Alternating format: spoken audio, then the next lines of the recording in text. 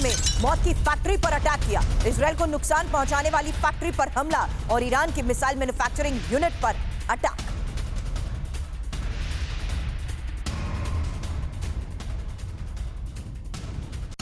और नेतन्याहू यही नहीं रुके। नेतन्याहू की ईरान को परमाणु धमकी, ईरान को एटमी हथियार हासिल नहीं करने देंगे, ईरान को परमाणु हथियार बनाने से रोकेंगे।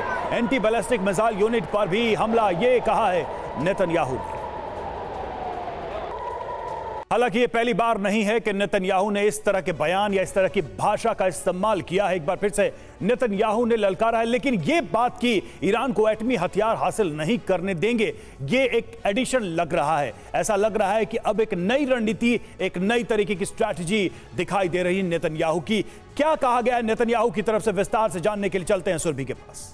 तो जिस रणनीति को लेकर इस वक्त सवाल उठाए जा रहे हैं, उसी पर एक्सपर्ट से सवाल करने से पहले यह इंफॉर्मेशन आपके सामने, क्योंकि बड़ी खबर यह है कि ईरान पर हमले के बाद पहली बार नेतन्याहू का यह बयान सामने आया है और उन्होंने बताया कि ईरान पर कैसे हमला किया, कहां हमला हुआ। ईरान पर जवाबी हमलों पर, ईरान में मौत कारखाने पर हमले की बात कही है।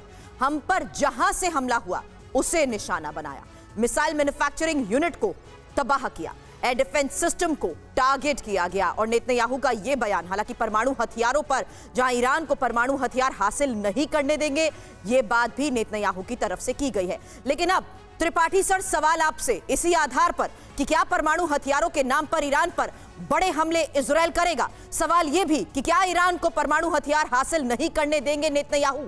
क्योंकि इस वक्त यह साफ हो गया है कि ईरान की इसी बढ़ती क्षमता को टारगेट करने का मन नेतन्याहू बना चुके हैं। त्रिपाठी सर, बिल्कुल आपने सही कहा। देखिए, अभी जो तेलेगन 2 जो न्यूक्लियर फैसिलिटी है जहां पर अटैक हुआ, ये इंटरनेशनल एटॉमिक एनर्जी ने पहले ही बोल रखा था कि यहां पर काफ़ी पहले से ईरान ने एक ऐसा रिसर्च फैसिलिटी बना रखी थी और जिसमें वो काफ़ी आगे बढ़ रहा था। और अगर आप 2 महीने पहले पीछे जाएं तो कहा जा रहा था कि 2 से 3 हफ्ते में कैपेबिलिटी हासिल कर सकता है ईरान इसकी। लेकिन ये नई चीज़ नहीं है। मैं ऐड करना चाहता हूँ, मैं आपको 1981 में ले चलता हूँ, जबकि इराक में पहला न्यूक्लियर रिएक्टर बना रहे थे वहाँ पर, और उस समय मनसिम बेगिन प्रधानमंत्री थे इजराइल के, और उन्होंने उसको डिस्ट्रॉय किया था। ये कहा था कि हम अपने आसपास ये न्यूक्लियर बॉम्ब नहीं बनने देंगे, और वो ले करके वो चल रहे हैं। इवन गोल्डा मेयर जब फॉरेन मिनिस्टर थी, उन्होंने भी यही स्टेटमेंट दिया था। तो इजराइल इस रास्ते पर चल रहा है और काफ़ी समय तक पहले से इजराइल कह रहा है कि हम ईरान को न्यूक्लियर हथियार हासिल नहीं करने देंगे, और ये अभी भी वही पॉलिसी लेकर के नेतन्याहू भी चल रहे हैं।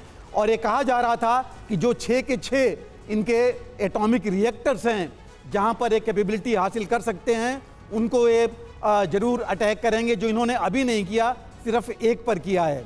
इसके साथ ही इन्होंने खोजिर में, जहाँ पर कि लार्जेस्ट मिसाइल मैन्युफैक्चरिंग इनकी कैपेबिलिटी है, वहाँ भी इस बार अटैक किया हुआ है जी। तो वो जो मिला करके अगर देखें तो इसी रास्ते पर जा रहे हैं नेतन्याहू कि इनको जो है हम परमाणु कैपेबिलिटी या जो एटॉमिक पावर बनना चाहते हैं वो नहीं बनने देंगे। बिल्कुल, और ये अपने आप में ऐसा लग रहा है कि ये बिल्कुल वही भाषा है जो अमेरिका की भाषा रही है ईरान के परमाणु प्रोग्राम को लेकर, न्यूक्लियर प्रोग्राम को लेकर।